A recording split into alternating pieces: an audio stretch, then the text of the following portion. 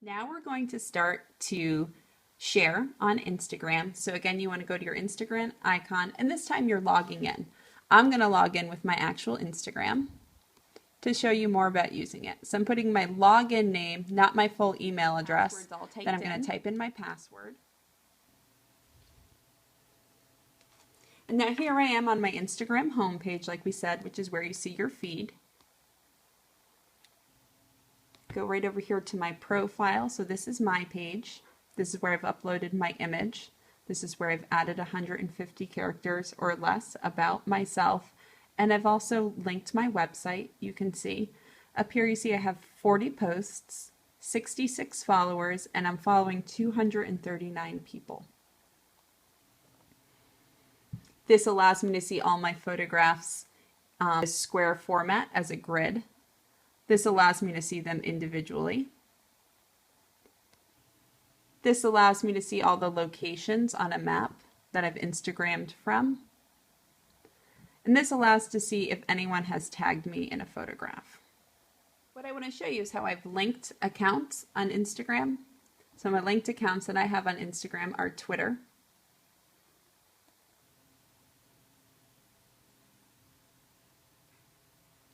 and if you already have the application on your device, it will automatically link it for you. So that allows me to share on Twitter and Instagram at the same time. And you can do that to any of your others. The first thing you want to do is allow your device to have Instagram access your photos. So when you first go, you may get this, please allow access to your photos. And it gives you the steps of how to do that. So if you don't know, I just want to take you through how to get that done. So if you go to the settings on your phone, you want to go to privacy. You want to go to photos. And then you'll see Instagram, and you want to say yes, Instagram can access my photos. Go back. Now when I go to Instagram,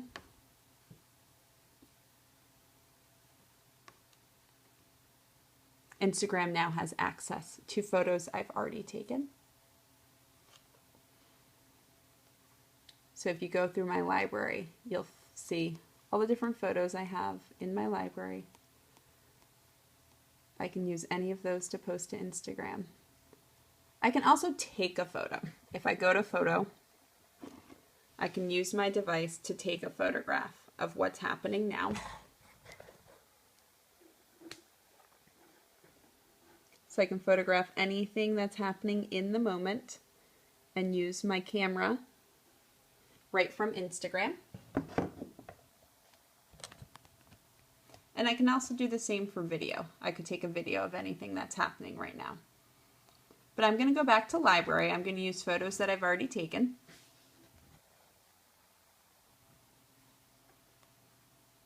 And what you'll notice is this photo is normally a 4:6 rectangular photo.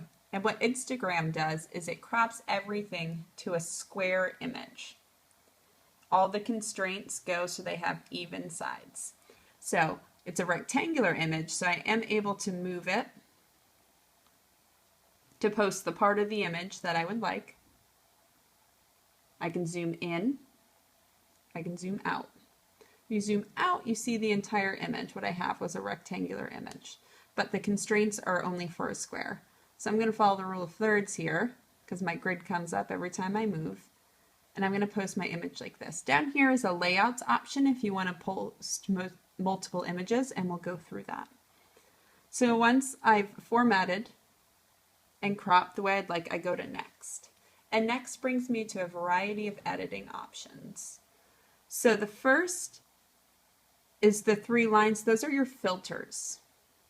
Those are all the different filters you can put on your photo. So you start in the filter option automatically.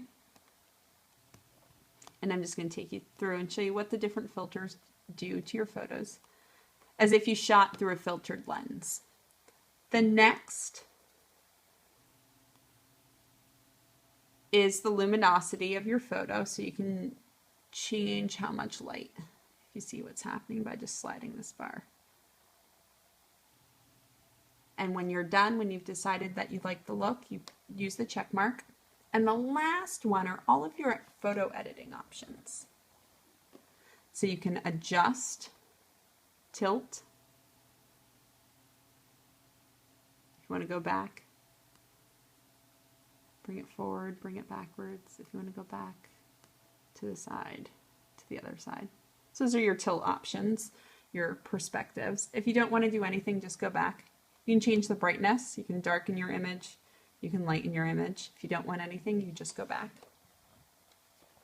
Contrast. I really don't have to show you how all these works. If you know anything, how all these work, if you know anything about photo editing. Structure, sort of the general texture of your photograph. Intense, less intense, and hopefully you see how that's changing. This is really great for you or your students to do on their own. Temperature, cool, warm, and you have a variety of these options as you go on. Okay? Once you're done, once you like the way it looks, you've gone through your filter, you've gone through your luminosity, and you've gone through your adjustments, or what we call your edits, and you like the way your photograph looks, you go to next. You'll see that your photo edited is right up here on the left, and then you want to write a caption. You want to write something about this photo that's going to bring users to view it. And this is done like Twitter using hashtags and words, and you can even use links if you'd like. You can mention people. All the same rules of Twitter sort of apply to Instagram, just only using photographs.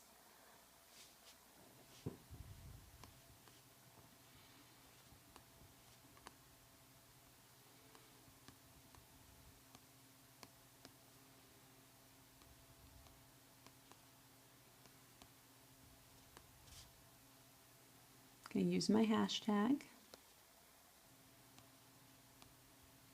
What you'll see is if there's a hashtag that already exists, it'll tell you how many posts, and you can choose that one.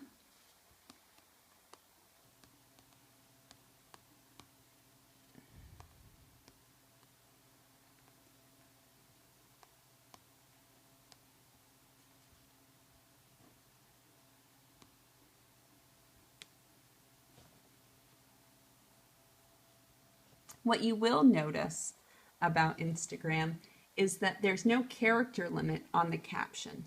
You can type as much or as little as you want. That's different from Twitter, where you have a 140 character limit. So if I feel like this is complete, I have two hashtags, creativity and Maine Arts Leadership Initiative 15. I'm going to say OK on my caption. If I want to tag people, it will show me the photo. I want to tap on the photo where I'd like to tag someone, and then I enter their username, and it will come up, and I say done. So now I'm tagged in that photo. I can add a location to my photo if I'd like, and then I can connect, like I said, using all these other social platforms. So I'm going to choose that this also goes to my Twitter. I can send this to everyone as my followers, or I can send it as a direct message to just someone that I follow. I'm going to send it to everyone so it posts on my page, and I'm going to go to share. Right now it says posting, and then when it's done, you see my account has posted this image with the hashtag creativity and the hashtag Maine Arts Leadership Initiative 2015. Just like Twitter, I can follow those hashtags and see what has been posted.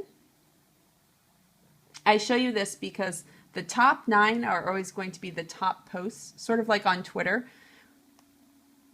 And then the most recent posts, or what we call on Twitter, the live posts, come after that. You can also follow the hashtag creativity. Top posts for creativity.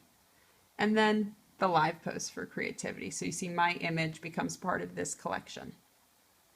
Oftentimes when you first start using Instagram, what you want to do is click on people who share your hashtag and like their image. And what you see I've done to like their image is I've just double clicked.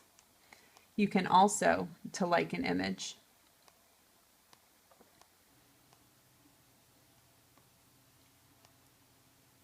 click the heart.